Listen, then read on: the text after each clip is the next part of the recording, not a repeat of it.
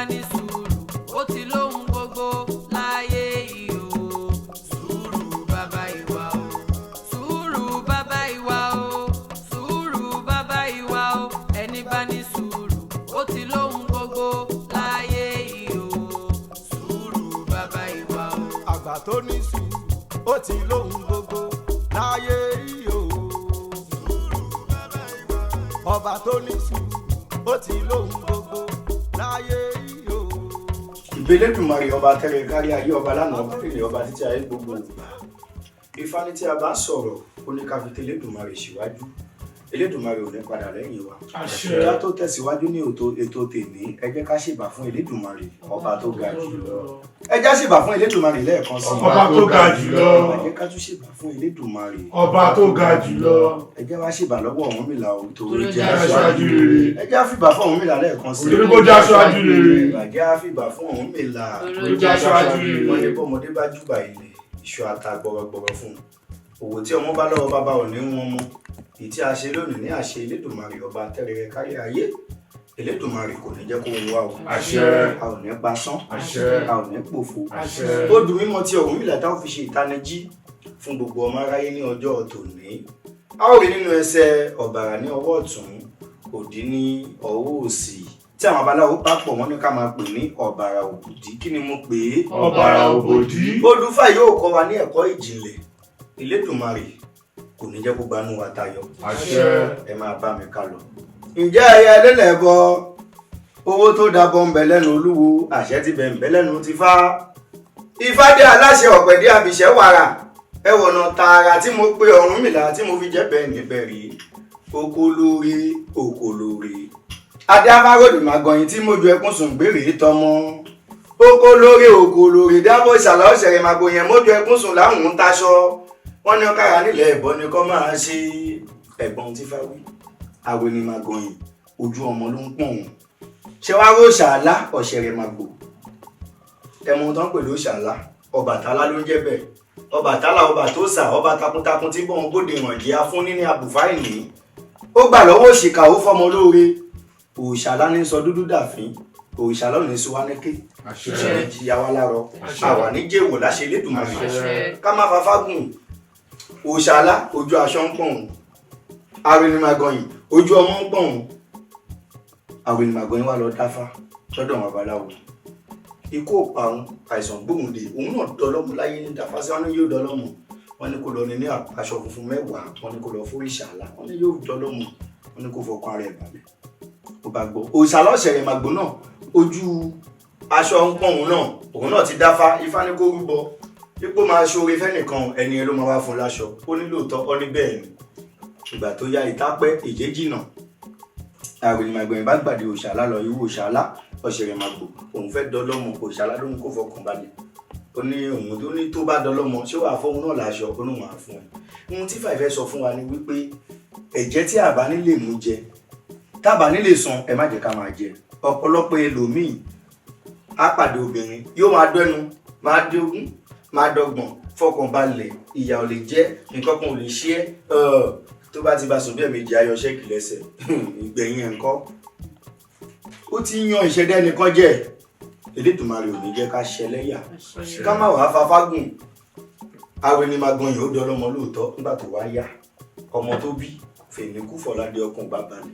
Nígbà táwọn babaláwo lọ kí ló lè fà wọ́n ló ti sùn wọ́n ló ti jẹ́jẹ́ tí ò ṣe kí ni tí ò mú jẹ ó náà jẹ́ olóhùn wọn tí mọ̀ lọ́ba tó dáfá ó ní Oosanla tó ní máa fún láṣọ ńkọ́. Nígbà tójú ọmọ ń pọ̀n wọ̀ ó mọ̀ pé ojú aṣọ náà ń pẹ́ nìkan ló bá gbé aṣọ fún ló bá lọ fún Oosanla. Nǹkan ò bá ṣọ wọn nǹkan ò ṣe wọn náà. Òrìṣà kì í gbọmọ lọ́wọ́ èèyàn. Kí ni mo wí? Òrìṣà kì í gbọmọ lọ́wọ́ èèyàn. Ìwọ ni kó má fẹnu ẹ ṣe kí ni kó má fi jẹ́jẹ́ tí ò lè san. Bó jẹ́ èèyàn náà ló jẹ́jẹ́ fún tí ò san èèyàn náà tó jẹ́jẹ́ fún tó san bí ẹni tó jẹ́jẹ́ fún Eledumare ni. Ohun tí apá wa bá ká òun ni ká máa ṣe kí ni ká máa jẹ́jẹ́. Nígbà tó bá dẹ̀ rí pé nìkan dúró tì ẹ́ lásìkò òjò àsìkò tó bá yẹ kí wọn náà dúró ti wẹ́ ni bẹ́ẹ̀. Àárọ̀ nílé ayé gbogbo ohun tá bá ṣe ló lẹ́san. Eledumare kò ní padà lẹ́yìn wa. A ò ní pasán a ò ní pòfo. Aronimaganhin ó gbọ́ nǹkan tí Ifá sọ. Oosanla Oseremagbo ó gbọ́mọ kó. Oosanla Oseremagbo náà ńkọ́ Aronimaganhin gbàṣọ kó. Nǹkan àwọn méjì wá bẹ̀rẹ̀ sí ní dáa ọkàn wọn bẹ̀rẹ̀ sí ní balẹ̀. téèyàn bá ti ṣe ohun tó tọ́ dandan ni kó nísinmi. Gbogbo ẹ̀dá tí kò bá kí ń ṣe ẹ̀tọ́ tí ò ṣe ohun tó tọ́ wọn kì í nísinmi. Elédùmarè á jẹ́ kó ní ká nísinmi. Ohun tó bá tọ́ ló yẹ ká máa ṣe. Ohun tó bá mọ̀ pé nǹkan yìí o kò yẹ kó o jẹ igun mẹ́ran. Nǹkan báyẹn ni ló tọ́ sí. Tọ́rọ́ ni kọ́bọ̀ ni gbogbo kan owó tó dẹ̀ gbà yìí o mọ̀ pé wọ̀ ní kọ́kọ́ lówó yìí tọ́ sí. Ó sì tọ́ sáwọn bíi 10 fún ní kálukú lẹ́tọ́ ẹ̀ ìwọ̀nba tó bá jẹ́ tiẹ̀ jẹ́ kó tẹ́ ẹ lọ́rùn. Torí ènì kọ́ nítorí ọ̀la ni. Ohun tó fẹ́ jẹ́ lẹ́nì kọ́ ni kókó. Ohun tó fẹ́ dì lọ́la má wá torí ènì kó o bọ̀lá ẹ jẹ́. Elédùmarè kò ní já ṣàṣedànù. Àwa ní rípò ọmọ òun. Bẹ́ẹ̀ la ò ní fàìsàn ló gbà. Ikú òjijì kò ní mú wa lọ. Ẹ̀kan ńlá ni fáyìn kọ́ wa ni wípé ẹnu wa yìí àṣẹ wà ń bẹ nítorí ẹlòmíì wà nígbà tójú bá ń pọ́n kò sí ohun tí ò lè sọ. Kò sí ohun tí ò lè sọ. Anilágbájá tó bá ṣòro fún mi máa mọ̀ fún un. Tó bá yá mi lówó ìmọ̀ àsán. Tó bá yá mi lówó ìmọ̀ àsán nígbà tójú ń pọ́n ní ẹ jẹ́ kó gbowó náà tán. Àti wá san àti owó dùn gbà àti dá padà ló lé. Àwọn nǹkan bẹ́ẹ̀ ò dáa tí wo ẹni tó tiẹ̀ wá jẹ lówó náà ò bá padà sí yẹn ìṣẹ̀dá ẹ̀ ńkọ́. Èèyàn lè fẹnu sọ pé mo dáríjì ẹ̀ tí ìṣẹ̀dá ẹ̀ bá dáríjì ẹ̀ ńkọ́. Ìyẹn ló gbọ́dọ̀ máa rò. Orí wa ìṣẹ̀dá wa kò ní padà lẹ́yìn wa. Ẹni bá tẹ̀lé ọ̀rọ̀ Ifá lẹni tó gbà pé Elédùmarè ń bẹ. Torí Ifá òun ni òun Elédùmarè. Ifá wà ní padà lẹ́yìn wa. Ifá ò fẹ́ àbòsí kò fẹ́ ká má máa ṣe òtítọ́. Tó bá mọ̀ pé ò lè ṣe má sọ pé ò lè ṣe. Ẹlòmíì torí kan tó fẹ́ sáré rí láàrin ìṣẹ́jú kan kò sí irọ́ tí ò lè pa. Elédùmarè ò fẹ́ wò ẹ́. Elédùmarè kò wá ní jẹ́ káwa ká bá wọn ṣe àṣedànù. Àṣedànù kò ní sí nínú ayé wa. Ǹjẹ́ àjò ni Oosanla Oseremagbo ń jó? Ayọ̀ ní Aronimaganhin lọ wọ́n dàwọn máa tún fà ṣe wọn náà kí n tún fà ṣe lẹ́ẹ̀mejì. Wọ́n ní bí Ifá ẹni bá ṣe aláwọ̀ ẹni láyìn aláwọ̀ máa gbélé yín fá. Ifá gbélé yín Elédùmarè ọba lọ́hùn. Oko lórí dábò Oosanla Oseremagbo mójú ẹkún sùn láàmú táṣọ. Oko lórí dábò Aronimaganhin ó mójú ẹkún sùn gbèrè ọmọ ẹbọ lọ́ní kọ́ máa ṣe. Àwọn gbẹ́pọ̀ lọ́pọ̀lọpọ̀ ló ń tẹ́jú ẹbọ. Aronimaganhin ò bá gbáṣọ mi kò mí o. Oko lórí Oosanla Oseremagbo ò bá gbọ́mọ mi kò mí. Oko lórí. Kí ni fáyín sọ fún wa? Ó ní Aronimaganhin gbáṣọ mi kò mí. Ìtumọ̀ ní pé òun ti ṣe nǹkan tóun fẹ́ fún ẹ aṣọ tóun béèrè nǹkan. Aronimaganhin náà sọ yí pé Oosanla Oseremagbo gbọ́mọ mi kò mí o èmi náà ti fún ẹ. Tó bá ti ṣe ẹ̀tọ́ dandan ni kí ọkàn ẹ kó ṣe kí ni kó balẹ̀. Elédùmarè kò ní padà lẹ́yìn wa. Ẹni bá ti ṣe àrọ́nà gbégbà nǹkan ò ní ṣe wá bẹ́ẹ̀ ni kò ní ṣọmọ wa.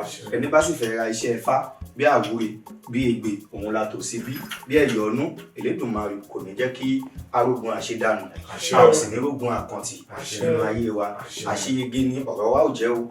Àwa níbi ń gbé sọnù bí kò ṣe bí ọmọ. Elédùmarè ọba dániwáyé yóò gbé wa délẹ̀ lérí o ní àṣẹ àwọn tí Elédùmarè tí wọ́n kó lé ayé fún. A ò ní ṣẹlẹ́yà a ò ní pasán a ò ní pòfo. Ogun àmúbọ́ ó kéré ó tóbi Elédùmarè ò ní jẹ́ ó jẹ́ tiwa.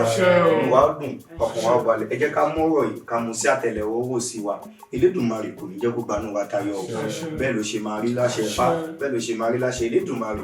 Ẹ̀làmọ́yìnbọ́ rú ẹ̀làmọ́yìnbọ́ yìí ẹ̀làmọ́yìnbọ́ ṣiṣẹ́. Hi everyone, my name is Olatilewa Ifagbemi, the Olu Ifá of Alagbadowa, which you all know as Ifá White, Asoludero #1, evangelism.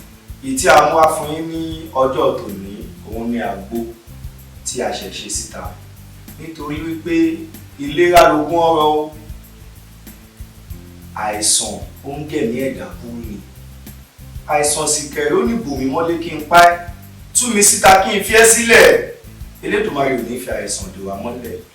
Orúkọ àgbo tí a ṣe jáde fún ìwúlò fún gbogbo ọmọ aráyé òun ni a mọ̀ sí GBS General Body Solution.